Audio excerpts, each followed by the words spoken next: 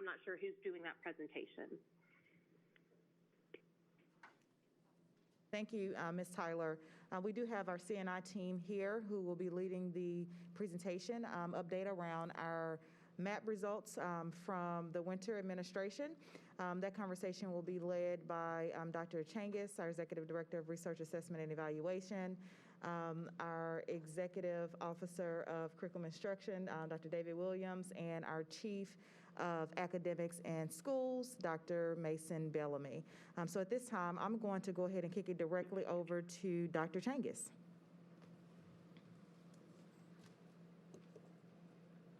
Thank you, Dr. Battle. So as I think everyone's aware, we recently completed the second administration of the MAP assessment for this year. That was in January, and I'm going to give a brief overview of the results. The previous administration was in August and September. So I'm going to start with a slide showing the connection between the assessment and our core tenets, which are in the center, the focused outcomes, and the signature initiatives that surround that. Assessment is a component of the instructional process, and as such, it helps support our tenet of creating and supporting engaging, rigorous, and personalized instruction and experiences for our students, core tenet 3. But also we disaggregate the results, as you'll see today, by student groups to show where we can identify inequities, achievement gaps, and so forth, core tenet 4. In addition, we are using the results from the MAP administration to identify our growth in literacy and numeracy, our focused outcomes in those areas, looking at the progress that's been made since prior to the pandemic, February of last year till now, and we will assess again in May. But also, these data are important with our outcomes with regard to transitions as students identify where they are in terms of their progress in school and plan accordingly. We also have at least 4 signature initiatives that are closely aligned with MAP data. Our high dosage tutoring, literacy reimagined, and coaching with CON. These data will help identify students for some of these initiatives and interventions, but also to help us monitor the progress as we evaluate those initiatives. And the MAP scores will be a key component of the personalized student dashboard that will be kicked off later this spring. MAP scores and ACT scores are among the first data that we're loading into the parent portal for the first version of that dashboard as we move to ensure our efforts that every student is known. And we will be looking at not only progress over time with the MAP data on the dashboard, but our students meeting their goals toward meaningful outcomes. So to give you a few highlights from this January administration, the test was administered over a 3-week period, January 11th through 29th, again in a remote setting. We tested over 44,000 students this year. Participation was just under 90% for both reading and math, compared to about 75% that we saw in August. And while we did see some score inflation, particularly in kindergarten, the January scores were more consistent with prior years. There was a lot of effort, both with our educators and with our families, to get information out about the use of MAP, and plus our families and our educators were more familiar with the platforms that were used this year, both for testing and for instructional purposes. The academic growth from February of last year to January was slightly below the national average. 50% of students normally would maintain or exceed their national percentile ranking. We were at 49.3% in reading and 43.7% in math. Those results are pretty consistent with the expectations that we heard during the pandemic that math would be impacted somewhat more than reading. And I'll just say for comparison, in past years when we've looked at year-to-year growth, we've been slightly above 50% typically. So there is a little bit of a difference from prior years. As predicted, the pace of growth for our secondary students was greater than that of our elementary students. The youngest students, although we did see, again, some inflated scores in the early grades, as we get up into the upper elementary grades, you'll see that the scores lag a little bit. And the achievement gaps did widen somewhat for economically disadvantaged, as we'll see, but not for students with disabilities or English learners, according to the data we have. And there was a bigger difference in literacy than in numeracy in terms of the economic disadvantage gap. But again, we'll see those numbers shortly. So I'm going to start with the reading results. And the first section of data shows the number of students tested and their median national percentile by grade level. This, again, was mandated in grades K through 9 as our universal screening. And the median national percentile, again, is taking our typical student and showing what percentage of students they scored higher than nationally. And so if you look at our last row, all students in K through 12 who tested, we were at the 50th national percentile based on this data, right at the national average. However, you can see the scores in kindergarten and first grade are particularly high compared to what we've seen in previous years. And then you see the scores go down a little bit in those upper elementary, lower secondary grades and into the middle school grades. These norms, as if it wasn't challenging enough trying to interpret MAP scores in a year that we're testing remotely, NWA, the vendor this year, moved to new norms, 2020 norms, and that's what we're showing here. This is comparison to students. The data was analyzed in 2020 using data from 2019 for the norming process. In past years, I've reported data based on 2015 norms. It's pretty typical for a testing company to update their norming process every 5 years. But I'm going to show comparisons that utilize the same norms, 2015 norms, for comparison purposes in just a few minutes. There is a little bit of a difference. We're actually seeing higher scores with the 2020 norms than we did with the 2015, which indicates that the national trends are probably moving slightly in the wrong direction in terms of student achievement. When we look at growth from August, normally August data is our baseline for MAP administration, and we look at growth from August through the course of the year. And here we see that our scores are low compared to usual. These are the median national percentiles for growth in the middle. So at kindergarten, this is showing our average kindergarten student making gains that are higher than only 33%, or a third of students nationally, with 50 again being the national average. So as we're the first set of data, we're one-time measures of achievement. This is growth data.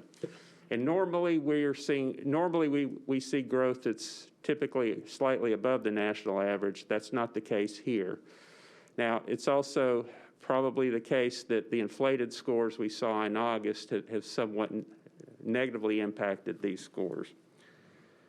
The final set of data aligns with our focused outcome, and that's looking at what happened from February prior to the pandemic till January of this year. The number of students tested that have data for both years. So as you probably remember, previously we were only testing mandating grades 2 through 9. We did have some students and schools that chose to test in lower grades, and they're included here. But most of these students are going to be above the second grade because we're looking at 2 years of data now. So the number tested, followed by the percentage of students who met or exceeded their national percentile. So at the first grade of 1,081 students tested, 44.5%, slightly under half of those, 481 of those students maintained their national ranking through all of this. And as you can see across the grade levels, overall we're at 49.3%, but you see that the scores look better in the middle school grades than they do in the elementary typically, particularly when we get above the 6th grade. We're slightly above the national average at grade 6 and then increase. So this is the best estimate we have of the growth that's occurred during this time. I've looked at the data, also taking out students who had extreme variation from prior years, and the vast majority of our students are consistent with what we've seen in prior years. When I take out those students, either extremely high or low compared to past years, the results are almost identical in terms of percentages. There's about as many kids who struggled, perhaps due to technical issues, as there were students who had scores that seem a bit inflated compared to previous. That's reading. Similar format for mathematics. And again, kindergarten and 1st grade look higher than we would expect. Overall, the median national percentile, a little below the national average at 46 across grade levels. Again, using 2020 norms. The growth that we're seeing since August, using 2020 norms, overall a little below where we typically would be, although not at grade 8 and 9 where we did see good growth. Again, the upper middle grades in high school look better than the elementary. But focusing on the progress since last February, we're seeing that of almost 30,000 students that had data points for both February of last year and January of this year, about 44% have held their own in terms of their ranking among students nationally. That's about 13,000 students.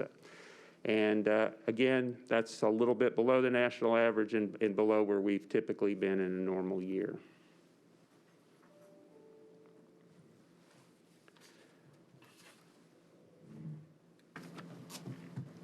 Now, to get a look at the changes from last year to this year with regard to reading, this is using by tier level 2015 norms in both cases, and where we were in the mandated grades last year, 2 through 4 for elementary. The blue representing this most recent data, the gold indicating last February. So in our elementary grades, we're down a little bit from the 43rd percentile to the 39th percentile, slightly below in the middle school grades and actually higher in the high school grades. Overall, at the 41st percentile across grade levels. So not a lot of difference in terms of those 2015 norms. When we look at the percentage of students in the top 2 quintiles, which has been another target for us in recent years, getting students above the 60th percentile to an area where they should be successful on state assessments and other measures. We see very little difference in elementary school, slightly higher in middle and higher in high school than last year. If there are inflated scores that we're seeing, they're going to show up here where we are looking at the top end of the band more so than the median national percentile, which is looking at our typical student. But overall, not a lot of change from last year. With regard to mathematics, we see a little wider gap in elementary, lower scores than before. Middle school grades holding their own, unusually high scores at the high school level. And across grades, we're down 2 percentile points. Looking at the percentage of students in the top quintiles, again, a gap, lower scores in elementary, slightly higher in middle, even higher in high school. I dug into the high school data a little more because of the difference that we're seeing here in terms of those scores. And we did, we did have less than 100% participation, so I thought perhaps the demographics might explain some of the results. We did have a higher percentage of students in academic magnets this year that tested at the high school level, and a slightly lower percentage of economically disadvantaged or English learners. Not enough to account for the differences we're seeing here. There does seem to be some growth showing up at the high school level beyond just what would be expected based on the population. And finally, looking at our students by group, student group, reading achievement, these are the one-time measures of median national percentile. So you see all students followed by our ethnic subgroups: Asian, Black, Hawaiian, Pacific Islander, Hispanic, Native American, white, and then multi-ethnic. And then these are followed by our economically disadvantaged and non-ED students, students with disabilities, English learners. These data look very consistent with what we've seen in the past, very wide achievement gaps between these student groups. In terms of one-time measures of achievement, that's also the case with mathematics, and as we've seen before, our math scores tend to be a little bit lower relative to the nation than reading. Wide gaps in terms of the one-time measures of achievement. Finally, though, looking at the academic growth that's occurred, so this is looking at the percent of students from last February until now that have maintained their national percentile ranking. These numbers are much closer together than, of course, the one-time measures. However, if we focus on economically disadvantaged students in the lower half of this graph, you'll see that there's about a 6, 7, almost a 7-point gap between economically disadvantaged students and non-economically disadvantaged students in terms of growth in reading. In other words, the gap has widened a bit for economically disadvantaged students. But you'll see that students with disabilities and English learners actually exceeded their classmates. In mathematics, again, we see growth that's pretty consistent, in most cases slightly below the national average of 50%. However, there's still a gap with regard to economically disadvantaged students, but it's much smaller than we saw with reading, just a 1 percentile gap, but the gap did widen slightly. Students with disabilities and English learners, again, outperform their peers in terms of growth. So that is the data in a nutshell. We're going to talk about the instructional uses next, and I'm going to turn that over to David Williams. Thank you, Dr. Changus. Good afternoon, everyone.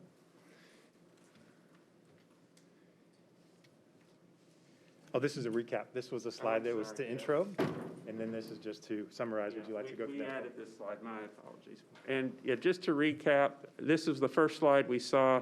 The main thing I want to emphasize, again, is that the achievement gaps did widen a bit for economically disadvantaged students, and that we saw a bigger impact among our elementary students in terms of not maintaining the growth.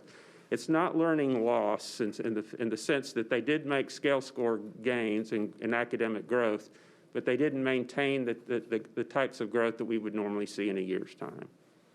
Now I'll turn it over to Dr. Thanks, Paul. The best way to ensure that each student grows and meets the focused outcomes is to provide rigorous and high-quality Tier 1 instruction. On the next 2 slides, beginning with literacy and then math, I will share a few of the high-level components of quality instruction. First, in the early grades, there is explicit and systematic instruction in the foundational skills, which are contained in and required by our Tennessee state standards. The next several bullets pull on the idea of the centrality of text and the role that it plays in the literacy classroom. We want all students regularly engaged in complex and compelling texts that build knowledge about the world and those around them. When students are discussing texts with their peers and writing in response to them, they are drawing on evidence contained in the text. The writing process must also be explicitly taught so that students are formulating their own ideas, synthesizing and making meaning from a text, a single text, or even multiple texts. And then by writing, they're creating a permanent a record of their thinking. And then finally, Tier 1 instruction should support volume reading.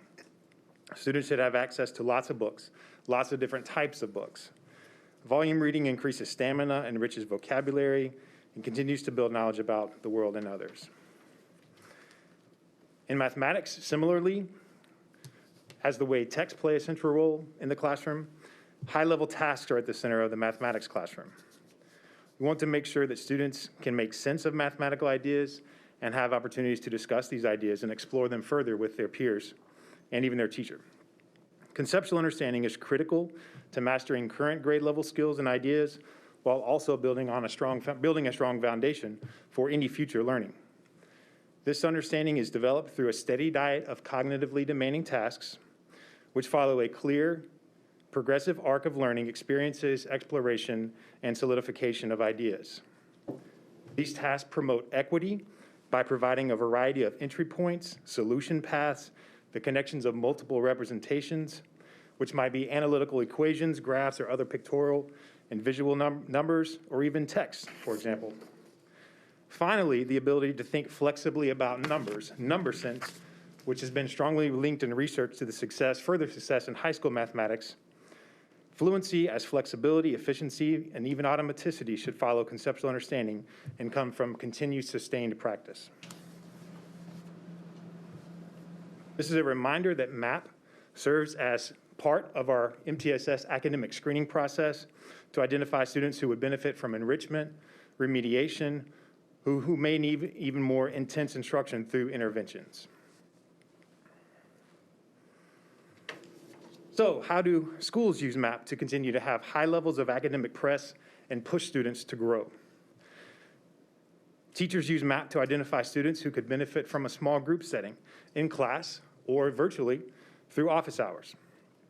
When presented with a question and working to provide a response, an incorrect response signifies a breakdown in the cognitive process from point A to point B. That requires teachers to work to identify where along the path this breakdown occurs, the reason it occurs, and adapt instruction accordingly.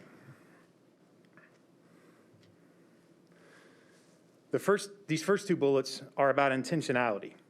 Through lesson design and subsequent enactment of the lesson, teachers can use MAP data to plan intentional supports for students who have shown low growth and/or achievement. Teachers can build in more frequent informal formative checkpoints during and after instruction.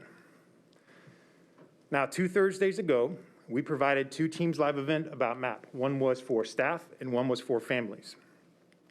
We are pleased that Ms. Janelle Brooks, assistant principal at Madison Middle School, shared with MNPS staff how the school, Madison Middle School, uses MAP data at their school. We were so impressed with her presentation that we wanted to share it with you today. Because of the timing, she's not able to be here personally, but I was able to figure out how to clip a recording from a Teams Live event and embed that here. So Jamal, fingers crossed, right, that this will work. So now we'll take a moment to look at how this work could look in schools. And specifically, we're going to look at how this work has looked at Madison Middle School. And so one of the things that we did, one of our power moves, was to have tiered data conversations with every group of stakeholders that are part of the Madison Middle community. So if you look at the graphic on this slide, we first had the conversation with our executive leadership team. So that included our executive principal and all of our assistant principals. And with each group, we all had the same guiding question in line that's at the bottom. What leadership or teacher moves should we adopt, adapt, and/or abandon to increase our impact on student learning? So once we had that conversation with our executive leadership team, we then included the rest of our coaches, which was our literacy coach and our numeracy coach, which make up our instructional leadership team with our administrators as well. And so then we continue to have that conversation with our coaches in on it.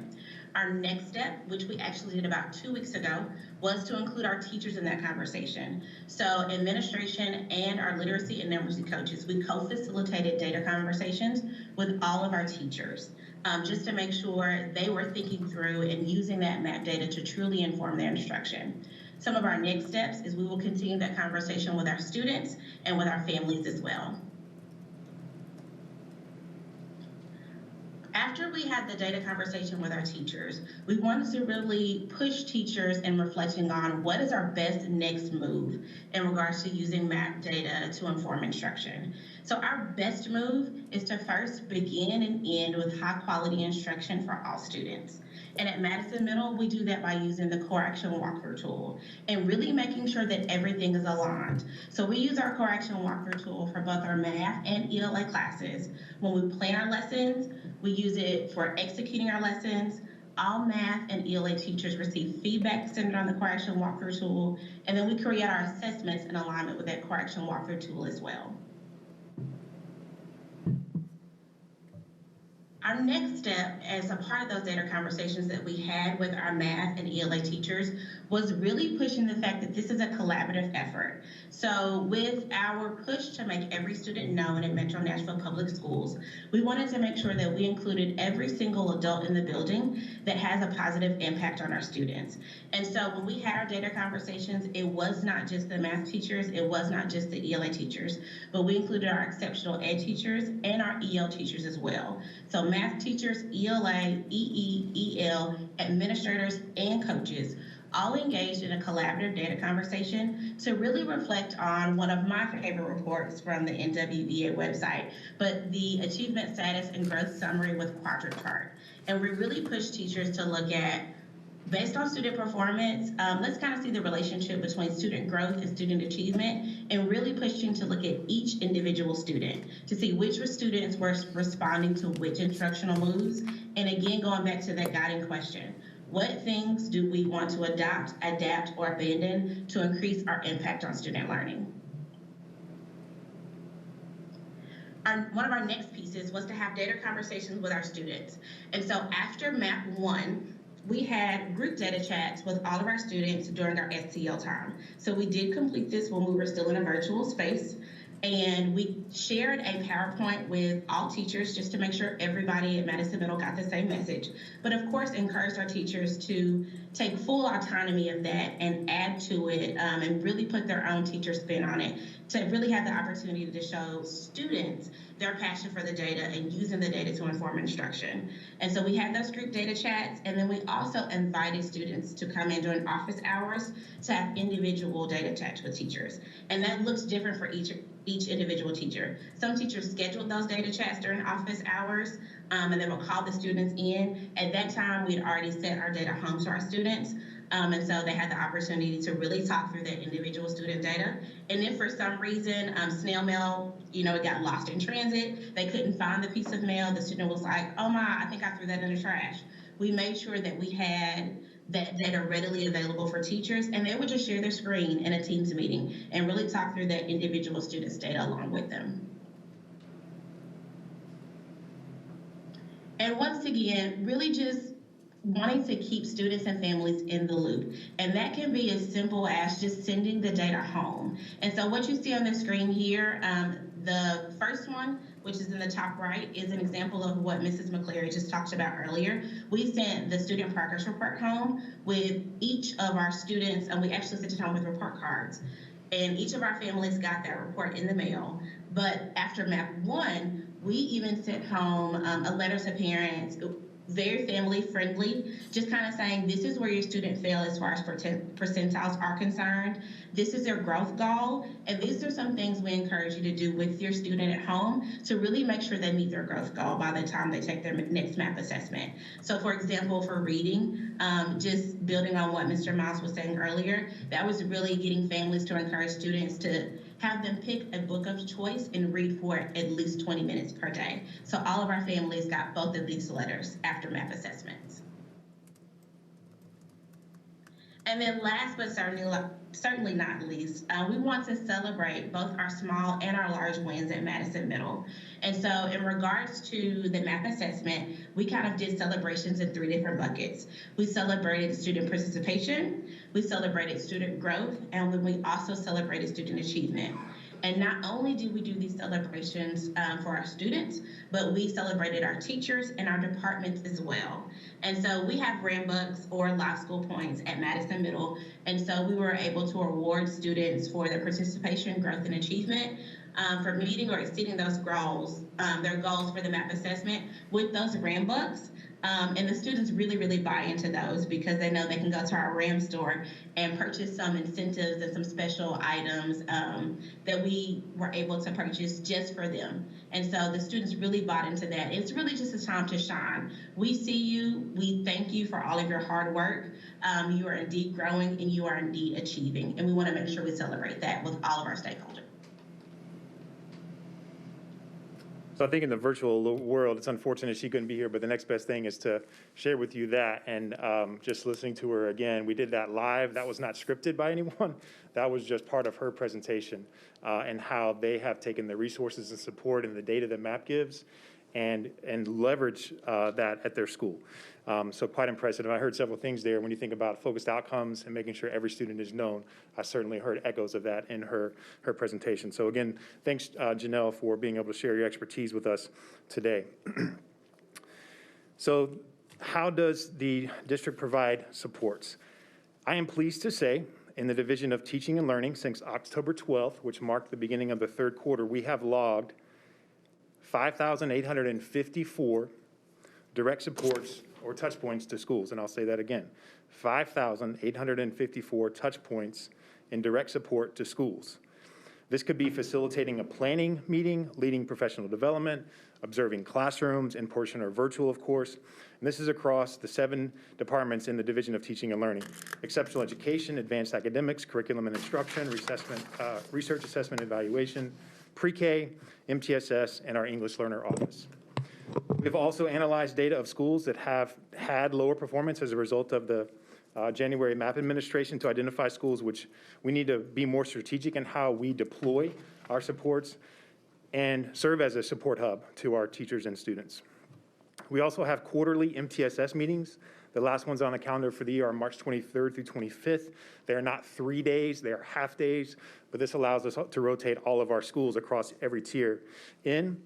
And this is where school leadership teams learn about continuing to sharpen instruction, review academic attendance and behavior data, and more. And they're full days this year. Full days, yes. But they're not 3 days, they're 1 day for each school. Our data coaches and assessment teams under Dr. Shangus hold office hours for data interpretation and support. They have also hosted a variety of events to support MAP administration. I think that's one reason we saw such an uptick in our MAP participation from August to January. And of course, we continue to have ongoing professional development opportunities from every department available across the district.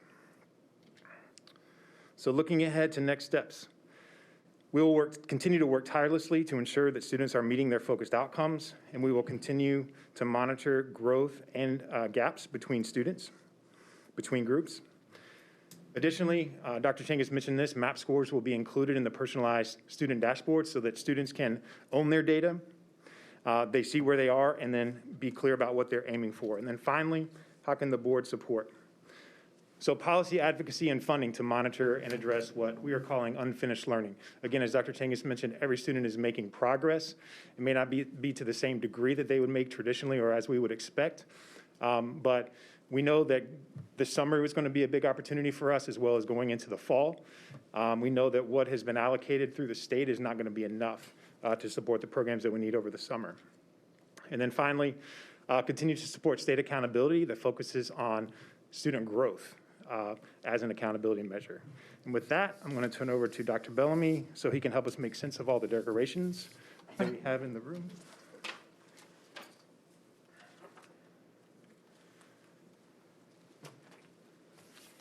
Good afternoon, board, and thank you for allowing me the time to kick off an exciting signature initiative with you today. So as you came in, you saw the hard work of Aaliyah Washington-Smith and her team. We wanted the boardroom to scream literacy when you walked in today. So decorated in Metro Nashville colors. You can see the curriculum that was adopted last year in the spring.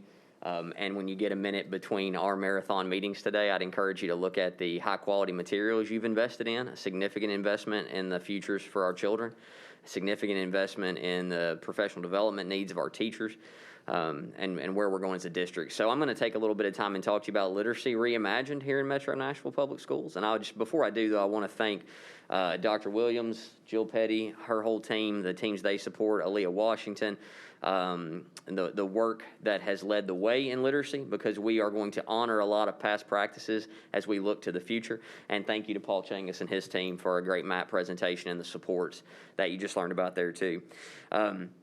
So I really want you to think of an image as I talk through today. I want you to imagine the well-trained cadre of teachers that we have in Metro Nashville, some of the best teachers I've ever had the pleasure of observing and working with, and they've done it while I've been here through the middle of a pandemic. I've gotten to see them do it virtually and in person. And then I want you to imagine over here high-quality materials, right? And for a long time in Tennessee, our teachers have had to write their own materials because we've changed standards, we've changed tests, and we are now converging these two. We've got a well-trained group of teachers, highly trained in pedagogy and the art of delivering content, and we're going to put the materials in their hands that they've been telling us for years they need, that they want. We're going to align that with the PD they need, and ultimately that's how we're going to get results for children. So I'm going to keep coming back to those two buckets in that image. I want you to imagine our well-trained teachers focused on content delivery and not content creation, right? That's what they need to be focused on, content delivery. And so that's really what we're about. So we took an in-depth review of past practices, a lot of successful practices that I'll mention in this, and we layered on top of that the research that is out there about implementing a high-quality curriculum. So investing in a high-quality curriculum and simply writing the check is not going to get us there. Those books don't teach children, our teachers teach children. And so we're going to layer what we've done very well with where we're going and how we implement these materials. And that's what I want to talk to you about today. So the what? We have got, I'd be remiss if I didn't thank our partners at the Blueprint for Early Childhood Success in partnering with us in this work back in the fall so that we could get the show going, basically. We can start training right now. I'm also going to let you know about a rollout on Friday of this week that we're very excited about, this Friday the 12th, where we will start rolling out when trainings will happen, which groups will be trained when, and we're able to do that now because we were able to get this work underway. So a thank you to our partners there, and a thank you to the National Institute of Excellence in Teaching, who helped us gather the research, do in-depth interviews, and locate those great practices meshed with what the research tells us we need to be doing. So what it is we've got a comprehensive set of best practices in implementing a high-quality curriculum. And I want to stress that this is not going to be an easy lift, and it is not a silver bullet in and of itself. It is one essential component. Again, I'll go back to the two buckets I mentioned, right? We've got highly effective teachers. We've got a high-quality curriculum. So this guide is our playbook for implementing that over the next 3 years. And doing well, we'll build the foundation that will last on into the future as we implement new adoptions in the future as those cycles continue to happen. And so, again, I just can't stress enough, I want you to picture that reality of our highly trained teachers, our hardworking, highly trained teachers with the materials, the support, the time, and the PD they need to get rigorous materials in front of children. Overall, our goal is every child's literate, right? That's why we're doing this. So let's talk more about the why. So why did we undertake this study? Why did we write a very lengthy implementation guide made up of recommendations and a playbook for how we'll do this? Simply put, every child has a right to literacy. Every child has the right to a high-quality literacy education. And we have to connect our teachers in a cohesive way. And so there's going to be, every member of the community needs to be vested in this and needs to know how they will participate in this. So it's vital we implement high-quality materials with integrity, with consistency, with quality, with fidelity, with intensity. And to do that, we can't do it in pockets. We can't have pockets of excellence. We can't have one network doing it well and one network not getting the supports they need. We have to do it district-wide because that's what our children deserve. That's what our teachers are owed. To do that, we are going to have to take an approach where everyone has to know how they're involved. So you can see that we're going to break this down, this comprehensive approach, into community members, district support staff, and that could include district supervision or support staff in curriculum. We're going to talk about school administrators, and that's not just the principal, that's assistant principals, that's coaches, that's anyone who's part of that admin team you heard our talented principal talk about in the data conversation that Dr. Williams shared with you, as well as all school-based staff. And so most people are going to drill right down to the teacher level and stop there, but our support staff need to know where they fit into this. Across the district, regardless of what position you hold in MNPS, you need to know the vision for literacy and how you fit into that. And again, I'll go back to that comprehensive approach. We need an entire team of people pulling on this lever the same way. We need them pulling on the rope the same way so the rope doesn't fray, but instead we move our outcomes further along the line where we need it to be. So let's talk a little bit about how we're going to do this. So again, I mentioned on this Friday at 12:30, a Teams live event. I hope that we max out. We can hold 10,000 viewers on a Teams live event, I believe, and I would love nothing more than for it to start kicking out viewers and us to have to do a second one. I want this to be a billboard for the community about what's coming for our students. And I want everyone to be as excited about it as I am, as Dr. Williams, as Jill Petty and her whole team.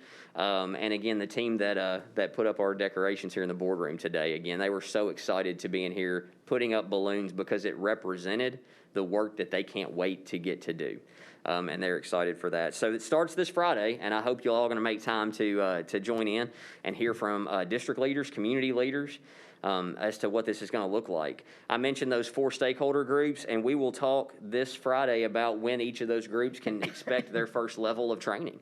And really, my goal is that that training answers what is my role in our children's literacy future. So if you're a community member, you're a part of an organization that volunteers in schools, I want you to come away with this is how I can connect and this is how I can help. This is how I'm part of the vision.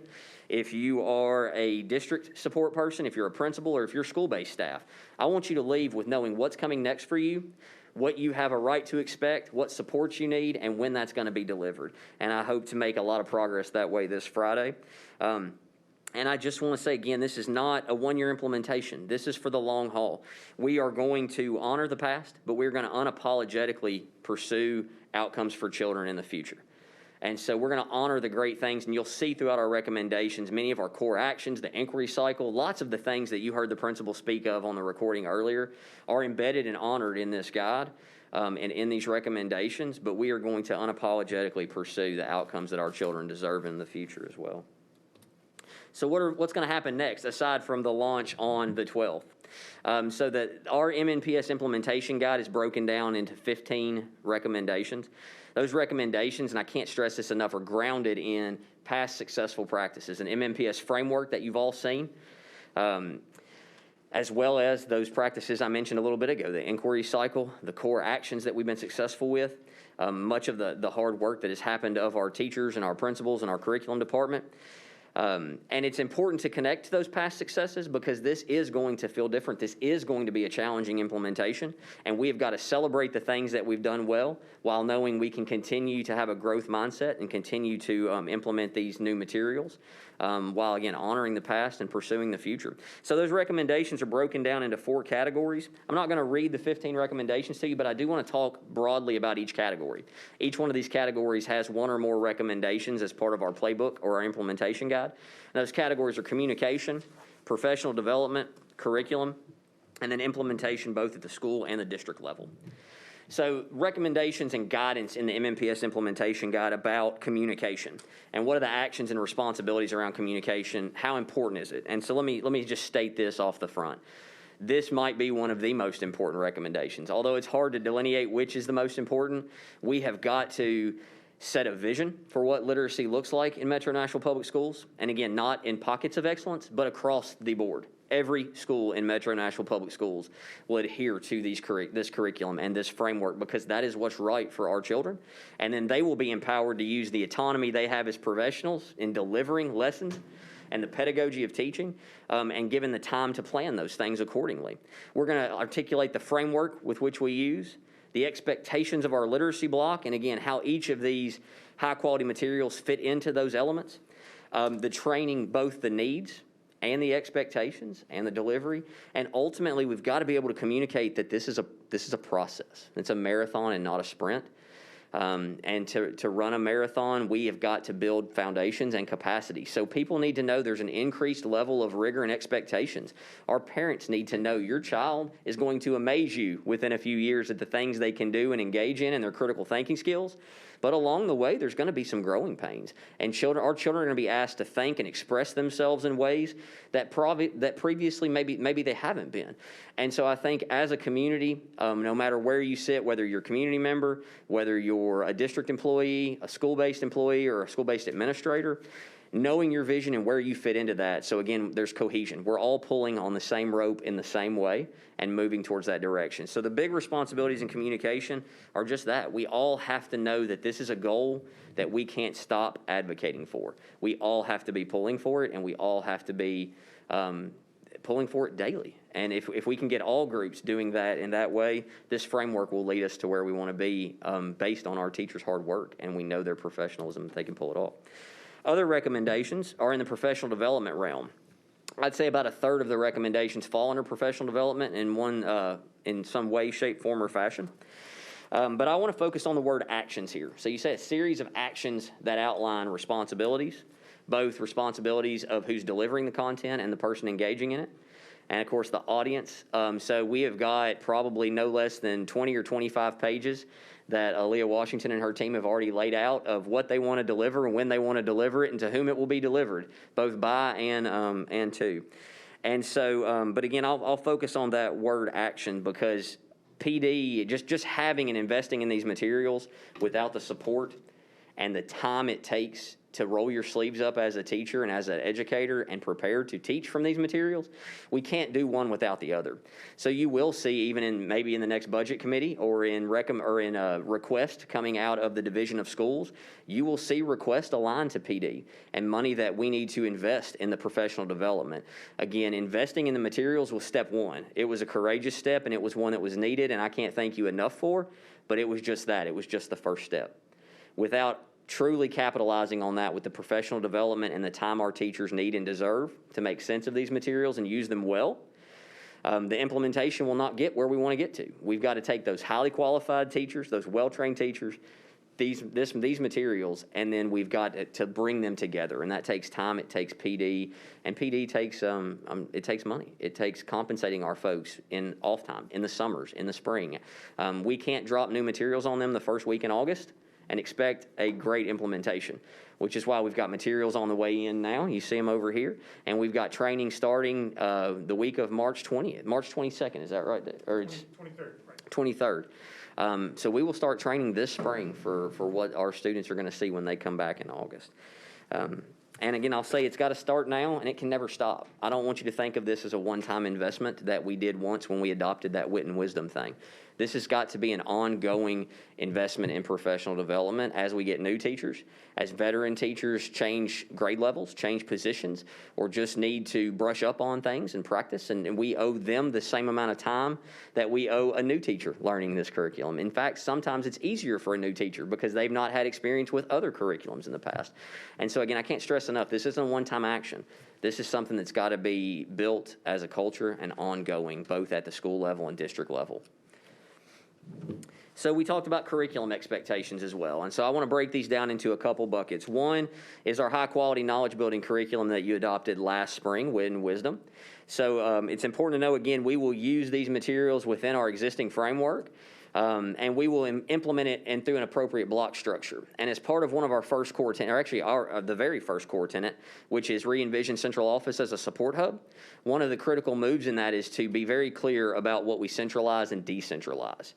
And again, the use of a high-quality curriculum that's been adopted is a centralized decision. Our schools don't get to choose which curriculum they use. They don't get to choose which standards they teach. The standards are state. Our curriculum was adopted through a process you were a part of, and we will use a high-quality curriculum within our own framework in every single school in Metro Nashville Public Schools. A guaranteed and viable curriculum is research-based, what's best for our students. You take a highly trained teacher with a research-based curriculum, you will get results. One without the other is going to be limited and frustrated. Again, a highly trained teacher should not have to write their own curriculum. They should be able to focus on lesson design and focus on building relationships with their kids. We're going to use Tennessee foundational skills as one of the core recommendations. We use this year. We've seen a lot of success with it. Additionally, it's a free resource that complies with new Tennessee state law that you've seen recently passed. So we will be using that again, and one of the recommendations in our framework was simply that while you're implementing a brand new curriculum such as Wit and Wisdom, you should maintain as much consistency as you can in the other areas because one lift is going to be heavy enough. So using a foundational skills curriculum that our teachers are already accustomed to and well versed with made a lot of sense here. Again, it's also a cost savings, and it aligns perfectly with the new legislation that was passed. So just reiterating our work as a support hub, really being clear about what's centralized versus what's decentralized. We will never take our teachers' professional autonomy away of choosing strategies, questioning, building relationships, but we will make sure we're delivering a guaranteed and viable curriculum. Our kids deserve that, and that's how we'll get to the goals that I said we're going to unapologetically pursue.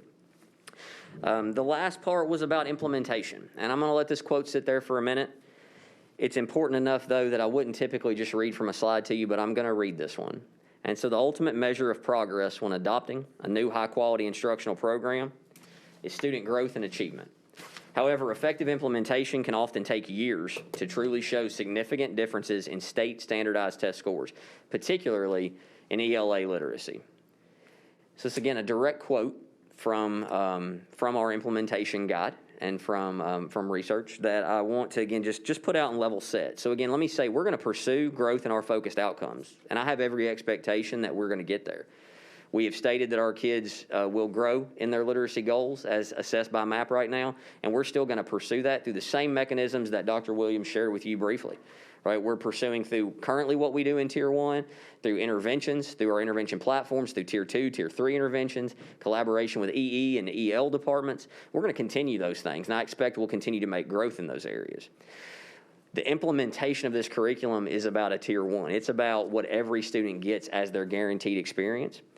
And so when we talk about that, again, I'll reiterate, it's a marathon and not a sprint. And when we're building capacity for that, what we don't want to do is judge harshly as teachers are using a new curriculum and there are bumps in the road. There will be, and there should be. And oftentimes growth comes from those mistakes, right? Some people will tell you you can't grow without first going through that little bit of pain, right? So in year one, it's important to know that the research shows you need to focus on implementation at the ground level. What's that look like in the classroom? How are we going to focus on implementation at the ground level? We're going to ask our teachers how it's going.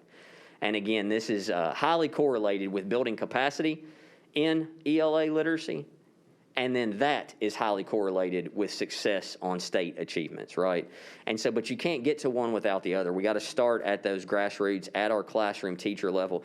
Here's a snapshot of some questions that we will be monitoring and asking next year, and I want you to note the supportive nature and the way they're worded. We're going to ask from the teacher's perspective, are you reporting what you feel like, not what I think is a high level, but what you feel like is a high level of support for implementation?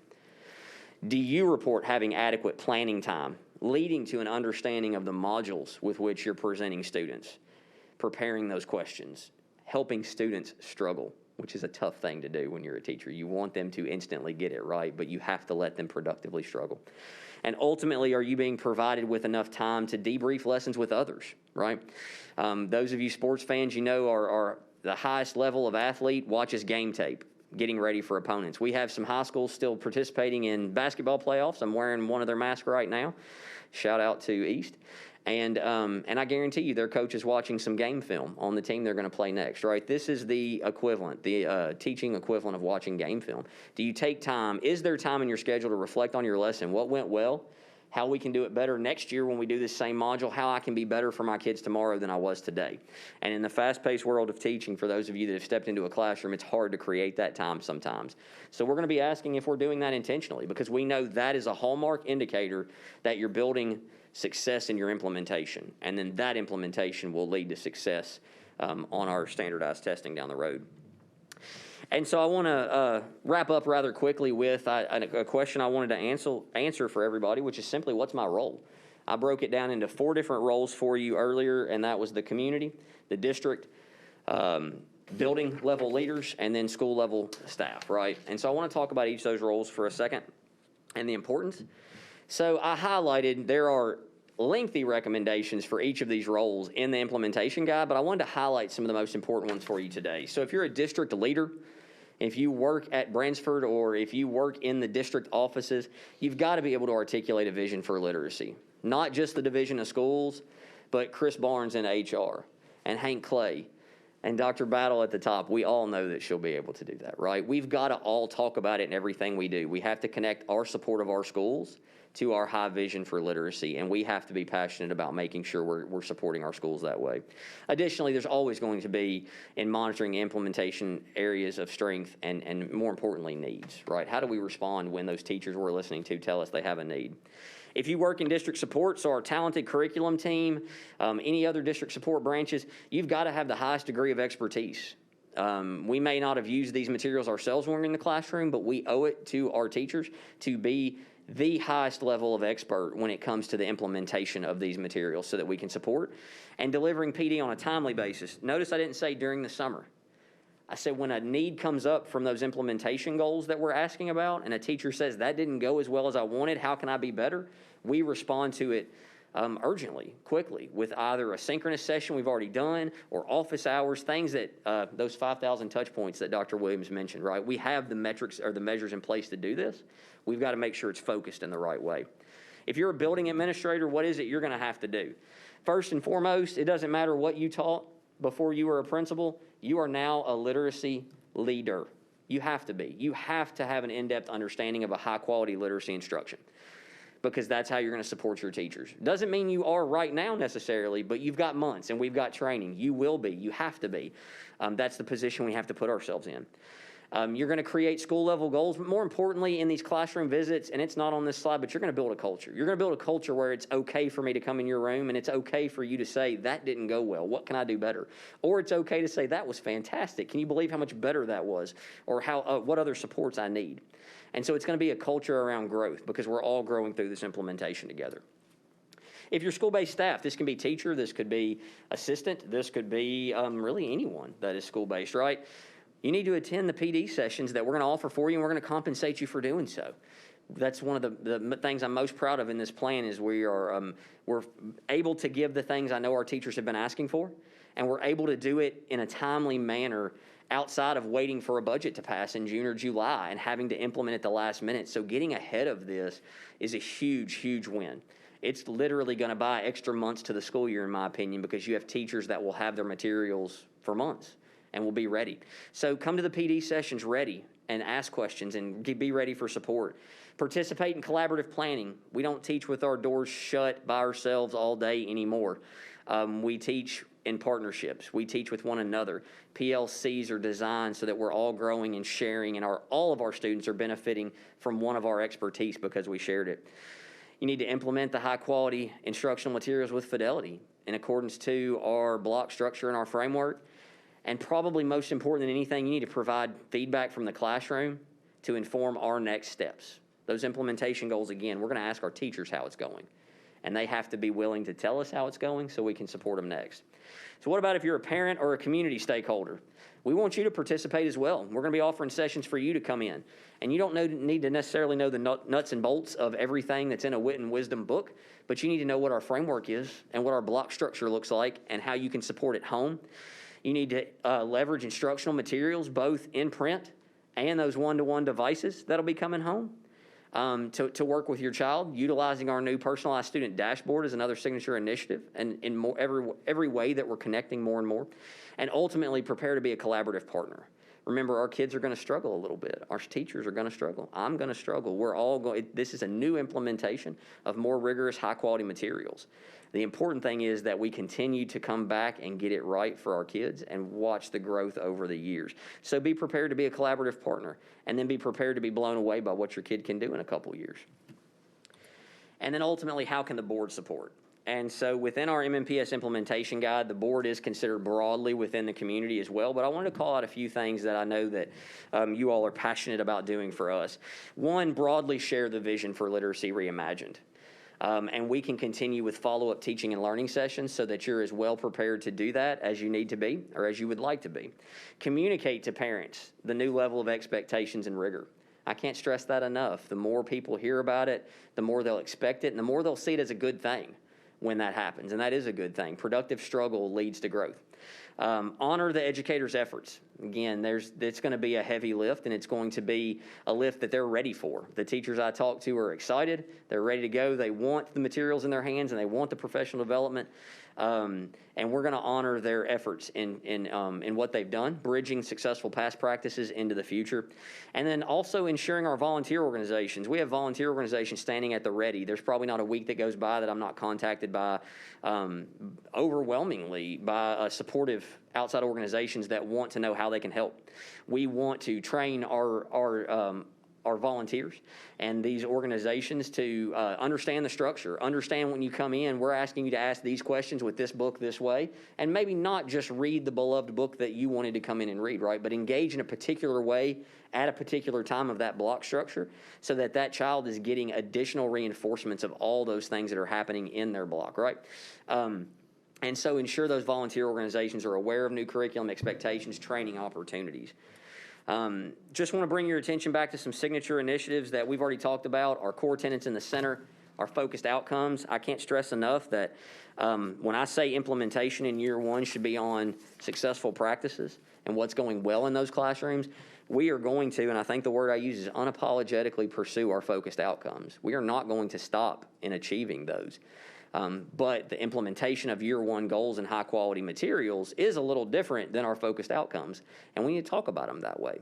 But we will go after these focused outcomes just like we have always put out to our public. And then quite a few of signature initiatives that align here. Again, I mentioned the personalized student dashboard. You can easily see where high dosage tutoring will plug in. Coaching with Khan is a math one to help with math MAP scores. And then Literacy Reimagined, everything I just talked about, right?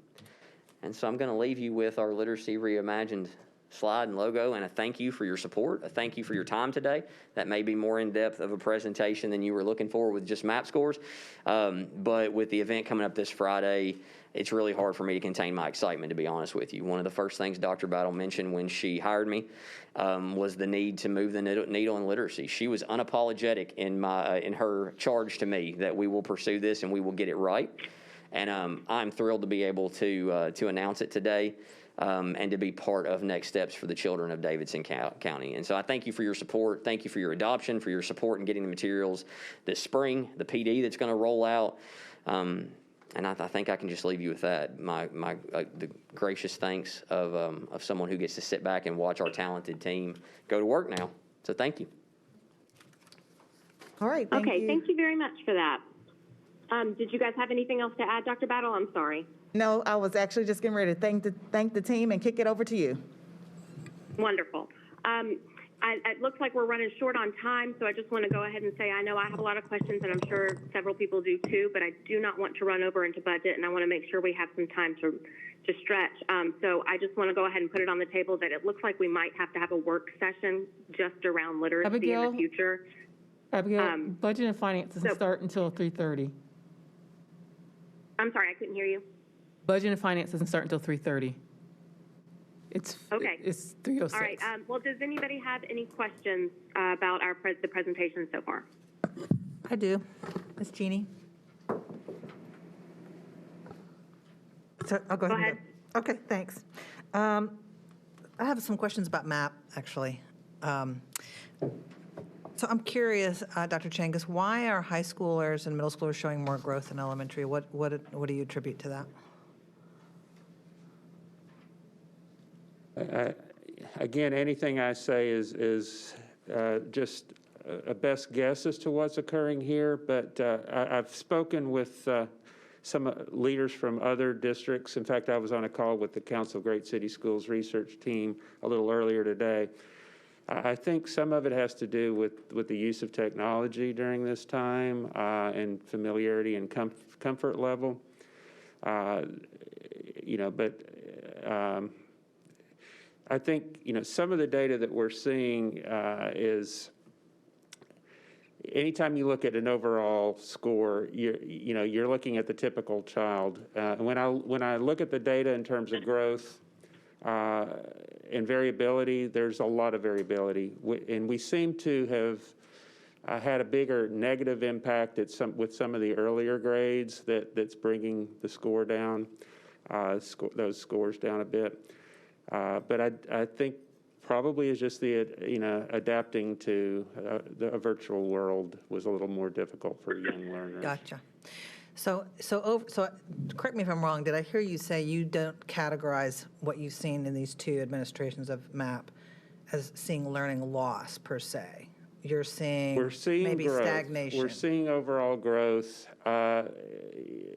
We have scale scores with the MAP assessment. They're called RIT scores that are longitudinal, and we can look at progress from year to year.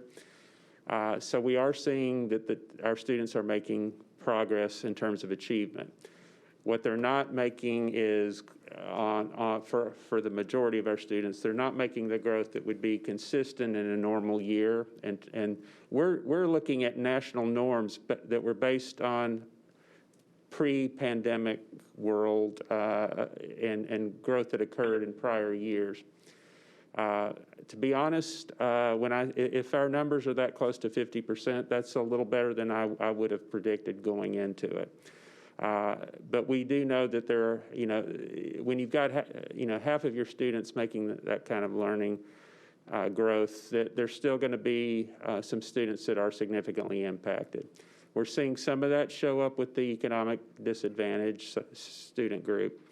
But the value of these data are the next steps in terms of how we use those to address the lack of progress that some students made.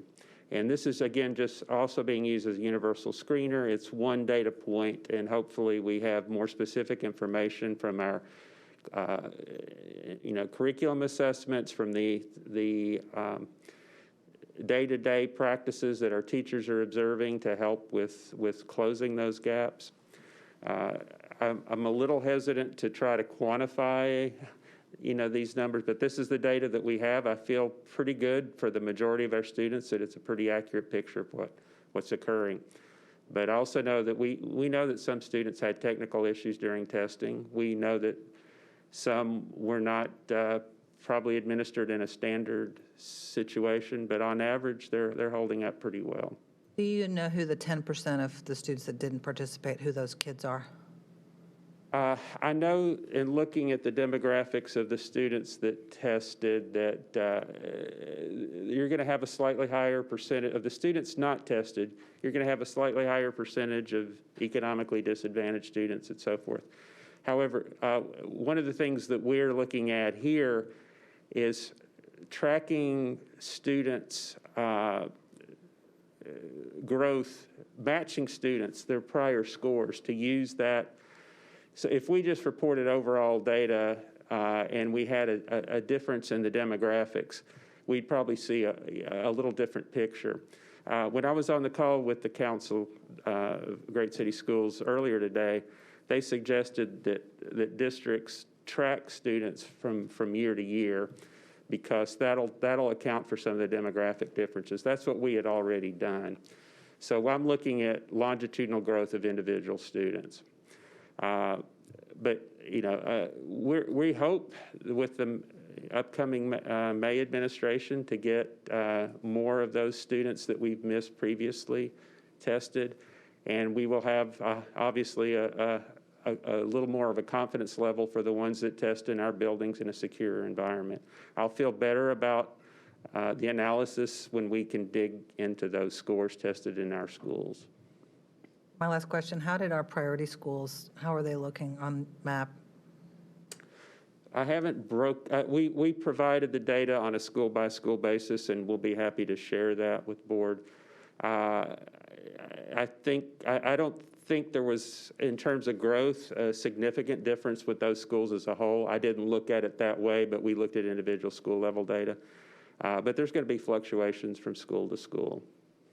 Thank you. I have some questions.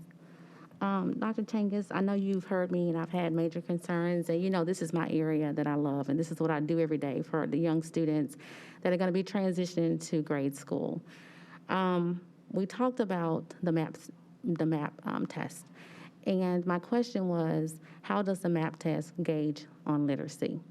And I want you to kind of explain that, because during the time of MAP testing, there was no way we could gauge literacy as a connection with the testing. It's a data-driven test to be able to gauge and be able to identify what students do and do not know on their grade level. The MAP test, first of all, was a complete failure. It was not on grade level. It was a test that most parents took for their students. This is the reason why you saw some gains, because the students couldn't read. I was a testimony and also a witness to it, because I have virtual learners in my center. So they could not read. Our kindergarten, first graders, second graders, they didn't even understand the questions. They were not taught the information. So therefore, parents and supports was able to sit there and work with those students to read the questions and be able to help them through the test. So most of the gains or what you're seeing is not from the students. It's mostly from the support from parents. So I just wanted to let you answer that question about the literacy piece of how MAP is a support to literacy. We can probably do another session where we go into some of the test examples, but I will tell you that, one of the basic skills in the early grades is the understanding of sounds, of phonemes, of words, and there is a verbal component to that. With the MAP testing, as students get past those foundational skills, there is reading that's required of those students. But it's an adaptive test. It depends on how the student is responding to those earlier questions. But most, when you get past the first, second grade, you're talking about digging into the reading portion of the test. Now, I understand your concern about the early grades, and again, we saw some inflation in those grades. The scores that I shared with you, though, in terms of our focused outcomes, are looking at students that were second graders last year, third graders this year, and up, because we're not looking at those early grade students for the growth part of it when we track students over time. And in prior years, we started the MAP testing at grade 2. So our primary focus was looking at the progress of those students, which are assessing reading skills and not those foundational skills so much. And I know your concern about inflation of scores. We're not seeing that inflation when we look at the data in those late elementary, middle school grades. We're seeing scores that are generally pretty consistent with what students had scored previously. Does that mean that every student that I would say was a valid or reliable score for every student? No, but for the vast majority, those scores are holding up pretty consistently with what we've seen in prior years. The test is not as, I don't know that there's any standardized test that's as reliable in the early grades as it is when you get beyond the third grade and up. That's why most state assessments test in those later grades. And certainly for students who are struggling in the early grades, using it as a universal screener, we are doing skills-based follow-up in our multi-tiered systems of support process. But again, this is one data point, and I would, I would argue that for the vast majority of our students, we are assessing reading with these assessments. This is a test that's administered to over 8 million students nationally each year, and we've seen correlations that are very high with our 10-ready assessments in grades 3 and up.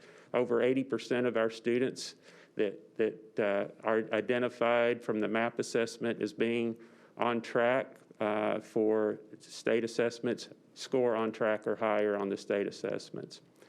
Again, I feel more confident in those grades 3 and up, and that's what we are using for our focused outcomes. So again, I just made a point that what you just said, it did not give us accurate, data or support for those early learners. And those early learners are the ones that we really, really needed to focus on, and that's what we missed. And those students do not have foundational literacy or reading, and that's what I passed out as far as the kindergarten goals. I'll give you a copy of it because these are some of the goals. These are foundational. Now remember, when COVID hit, we had kindergartens that were in the third quarter, kindergartens who were moved on to the first grade. So they lost a lot of this literacy and foundational support and mastery when it comes to the end of kindergarten year. So they lost.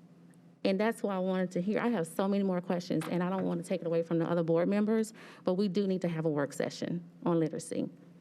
And let me echo, as Dr. Bellamy, as you're coming, what Dr. Changus has communicated, because by law, we are required to also administer these assessments. And we were just as curious as everyone else, particularly as we closed out last school year and opened this school year in a very unique fashion, where our students stood with their learning progress. And so we now have more information, more data behind where our students are. And what MAP specifically does is gives us data to inform our response, our daily response to supporting our students to ensure they continue to grow.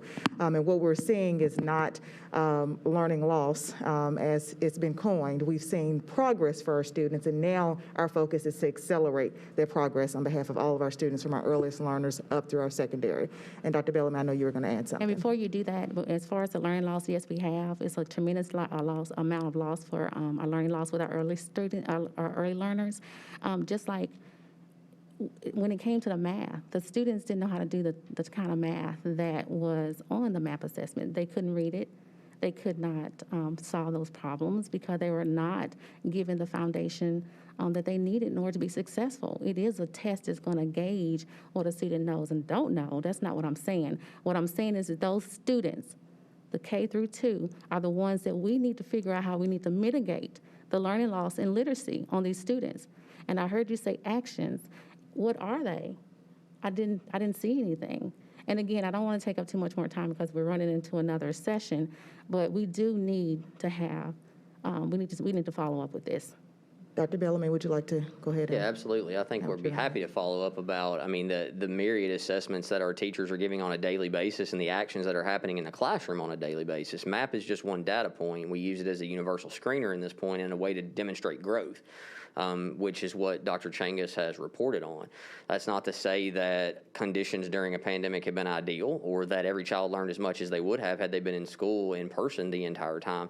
But our teachers are assessing on a daily basis whether the kids are in person or whether they opted to stay virtually. And our teachers are using their own formative assessments in their instruction on a daily basis. This is just one more tool that we use to screen students, put them into Tier 2 or Tier 3, or use as part of that process as we gauge, again, have they acquired skills and growth over the last time period from when they took it the first time. So I think it's very important that we make sure that we're presenting and using it in a certain capacity and not necessarily in another. And so it will never take the place of a highly trained teacher doing formative assessment daily and intervening on a daily basis. And I'm not that's taking the away from action the that is happening in our classrooms This math every day. is not first grade math. This is not first grade math. This is the math that's being given to first grade students, and they have not had the support. We have exceptional amount of, our teachers are amazing, and they know the amount of learning loss that our students have. This is not first grade math. This is first grade assigned work, and they cannot do this type of work. Equations, they haven't had the support. So I wanted to see actions, like you said. I wanted to see what is it being presented to help our teachers with this learning loss of these early students. Move on to. Okay. Ms. Elver has a question or a comment. Thank you.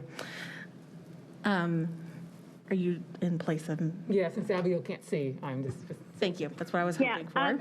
actually, I'm going to cut in. Frida, thank you so much for offering to help out with that. I had promised that I would leave the last 10 minutes or so that everybody could have a break and stretch to get ready before the budget meeting. So I don't want to take up that time. I do have a lot of questions that I still want to ask. So Chairwoman Buggs, I'd like to get with you about creating a work session on literacy specifically just for that. Only 2 board members got to ask questions. I have questions about the Literacy Reimagined. I have questions about the district supports. I have questions about the MAP test that have not been asked yet that will take more than the next 7 minutes. So I'm going to go ahead and let us wrap this up so that you guys can take a quick break and get prepared for the budget meeting with the caveat that we will be having a work session on this again in the future. Ms. Tyler, I just talked to Dr. Battle. We're going to go into the budget work session. We'll eat into some of that time because it's a presentation, so we have some flexibility. So we can add another 10 minutes into questions so we can at least get some cursory, and then we'll talk about, Ms. Buggs is not in the room at the moment, but still scheduling a work session to go more into detail for more thorough discussion. But we still can answer some cursory questions. We have time for that, and I'm willing to eat into the budget committee time for that. Okay. Well, are there any other questions then? I have a question. It's for Dr. Miller. I'm a curriculum novice. Education is not my profession. So can you talk about teachers writing their own curriculum versus writing a lesson plan? Because I think most people to the plug will think, oh, teachers naturally write their lesson plan. So when you said teachers have written their own curriculum, I'm looking at, we go through an approval process, we have a state thing. So can you go into that what's the difference from the past to now where now that we have that going, can you clarify that? Yeah, absolutely. And it's an overgeneralization when I say our teachers have had to write their own curriculum. Essentially what I'm saying is when we've changed standards, which in Tennessee have changed multiple times in the last 7 or 8 years, and we've had different test issues, being online, being in person, all while that is changing, right? oftentimes it's very difficult for curriculum publishers to align. They write books for regions rather than state-specific, right? And then they come back and align them to state standards and change the layout of those curriculums. Then our curriculum team takes it and implements it into a scope and sequence that our teachers can teach, right, in this order. And so what happens when you're changing standards that way is you adopt or you purchase a curriculum that doesn't necessarily fit your standards in your state the way you need it to, and your scope and sequence the way you need it to. So our talented team at the office here will do their best to bridge those gaps, but ultimately you do have teachers that are having to supplement. You'll hear teachers probably have complained to you maybe that they've had to buy things on Teachers Pay Teachers and things like that. And so they're writing their own, creating their own activities, creating their own supplements in ways, because over the last, I say decade or so since I've been at central office, we've had a lot of standard revisions. And very, very few curriculums that when you bought worked for the entire adoption the way it was designed, because our standards change so often. So when I say our teachers should be trained in lesson delivery and not curriculum writing, I'm saying we need to take those materials and put them in their hands, and then they should have them for years and get to know them, get to design lessons with them, get to experience them, and know when I do this lesson, this works and this wasn't, I'll change the question here, without us changing the standards or them just not having the resources they need, which has been a problem in Tennessee for, again, the last, I can speak for my term in the central office area for about the last 8 years here in Tennessee. Ms. Player-Peters, this is Rachel Ann. I just want to make sure. I didn't get to ask my question. Oh, I'm so sorry. That's Go okay. ahead. No, That's go okay. I ahead. appreciate No, you no question. taking over in all of the testing situations. I have a quick question for Dr. Bellamy, and then have one other question. So excuse me, Chair Tyler. So the first question I have is in regards to PD. We discussed the importance of ongoing PD and it being provided as needed and not waiting until there's, we'll say, a block of time. In that, we discussed not only just current teachers, but ongoing new teachers. So do we have a process, or have we already identified what we're going to do as teachers change grades or as they become new hires? Sure. So we've got a layout right now of trainings that need to start. So if you're coming back as a third grade teacher next year, you'll know and you can start right now. Additionally, I'll let David talk a little bit about the training. Lots of times you do trainings in grade bands as well. So if you go from kindergarten to fifth, you will have to catch you up in different trainings that need to be delivered on demand. But if you go from first to second, it's probably just refamiliarizing yourself with the materials, the trainings, the adherence to that. The principles of what we're training are going to stay very true K through 3 and then 4 and 5. But you may need to reacquaint yourself with the books for your grade and those kind of things. But ultimately, we're going to leverage the technology that we've gotten so good at this year. So all the trainings we have are going to be recorded, and they'll be available asynchronously. So if if Chris Barnes helps a principal finish their staffing in late July, and they've got 2 teachers that need training, we'll be able to connect them directly to recordings of the trainings, to Aaliyah Washington and her team. That support exists on demand already, and that's really what I was referring to, is as a principal doing their implementation checks, if they've got my third grade team is struggling, but my second grade team is firing on all cylinders, they can reach out through David Williams' branch anytime they need, through Jill Petty and her team, and say, can you send someone to work with my second grade team? We need some support in that area, right? But we've also got to train everyone at the building. Every building will have their own literacy coach and their own experts in that way, and utilize their own admin team as the first line of support. And then we'll be ready with on-demand PD as needed. Okay. In response to the requested work session, I will share that with Chair Buggs, who is in the back right now. And as we have that discussion about the work session, I want to make sure that before we work on what those details of that work session would be, is that we actually attend the kickoff on Friday. I think that will give us a lot of information about what is the reimagined process and what is it in its entirety. So I think that will be informational for us as a board as well, and that we need to attend that before we work on the entire agenda for a work session, but I, of course, will pass that on. And lastly, I want to make sure that we have a discussion as a board, again, that when we have concerns about whatever our testing may be or our curriculum or what have you, we need to keep in mind that it's not just based upon our own personal experiences. And if we have had a personal experience, that may not be a true picture of what testing or whatever it might be was actually supposed to look like. So in this example that we've been given by my colleague, Ms. Bush, her example from inside of her daycare center is that students were not able to read the appropriate testing passage in front of them, and that's because the test is once again adaptive. And so when it presented that text to them, they were not able to read it, and that is frustrating.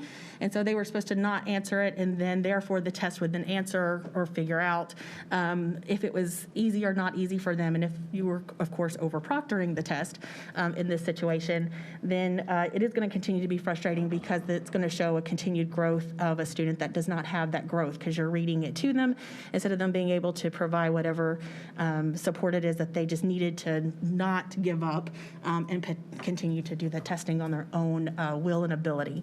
So I want to make sure that we have that again as an example of, once again, we all have our own personal interpretations, and we've done this different ways, but those individual experiences are not, of course, true to everybody.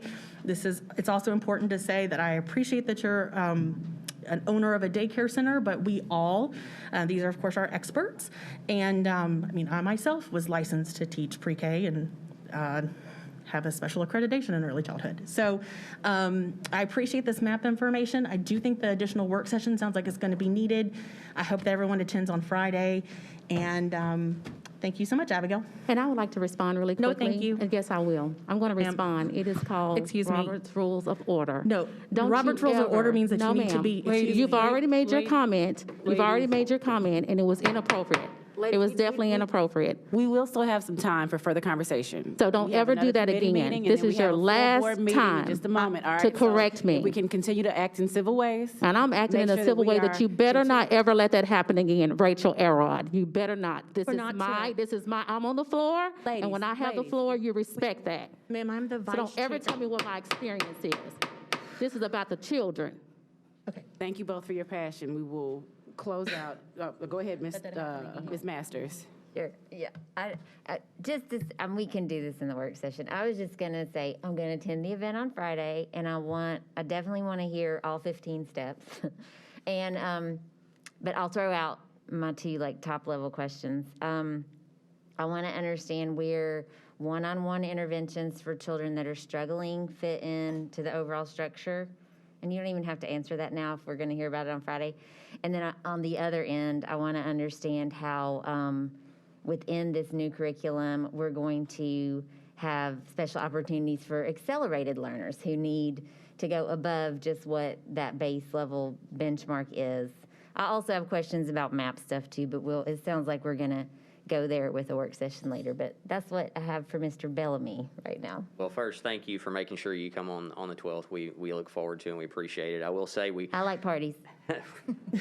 I hope we don't disappoint. As far as learners that need one-to-one intervention and learners needing enrichment, as we talk through, and it may even come up in the work session, right? So the new curriculum will absolutely be implemented in a way where we're adhere to our MTSS framework. So students needing one-to-one interventions will still qualify for and receive one-on-one interventions in many of the same ways they already do. So when I talk about these high-quality materials, that by and large, it's how we deal with Tier 1, so the instruction that touches every child, right? And then we'll still use similar structures and frameworks for Tier 2 and Tier 3 where those individualized interventions are happening more often. And then as far as enrichment goes, a knowledge-building curriculum designed this way is going to push every child from the get-go a little bit more than we're probably accustomed to. So I think every child's going to have more opportunities for enriching discussion and knowledge building that way. But we continue to work through David Williams' department with Matt's great work as we expand opportunities to reach enrichment. So I think we'll have a lot more time and to follow up on those in the follow-up session. And can I also say thank you all for this discussion and Mr. Bellamy for the response, but we've already had a board member to request us to have a conversation around exceptional education students with any kind of exceptional needs, their IEPs, and how we're better supporting them. So I think that conversation will happen at the next board meeting, the fourth Tuesday of the month. So some of this will likely be tackled then also. If we need to, carve out portions of time during the work session, that's fine also. We have that coming up, so thank you. And I was just going to add, of course, our conversation today about the implementation guide was a preview for the board ahead of Friday's meeting, so much more information is coming your way. Rest assured, because you have been engaged in that process, and we definitely need your ongoing advocacy and support with the implementation guide. So be on the lookout, more to come, and we're really excited about getting everyone onboarded on Friday. Okay, thank you. I'm really looking forward to the presentation on Friday. I hope everybody else is planning on joining in and paying attention. And we can just talk further about what steps we need to take to make sure that everybody's questions are answered. I know I have several, and there's just not enough time to ask them right now. So if there's not anything else that's super pressing, I can go ahead and adjourn us so that we can have a minute stretch before the Budget Committee. All right, and Ms. Tyler, if you don't mind, if you're able to, would you offer a kind of a recount at the end of the board meeting during reports? Sure, that's fine. Thank you. Yep, no problem. All right, well, knowing that we are going to be able to continue talking about this in the future, I will go ahead and adjourn this meeting now. Thank you. Okay, thank you. The chair of the Budget Committee is going to give us a 10-minute break. We'll resume here at 3:45. We'll tack on an additional 15 minutes if we need it at the end of the board meeting during reports, but it'll be at your discretion. Okay. Thank you.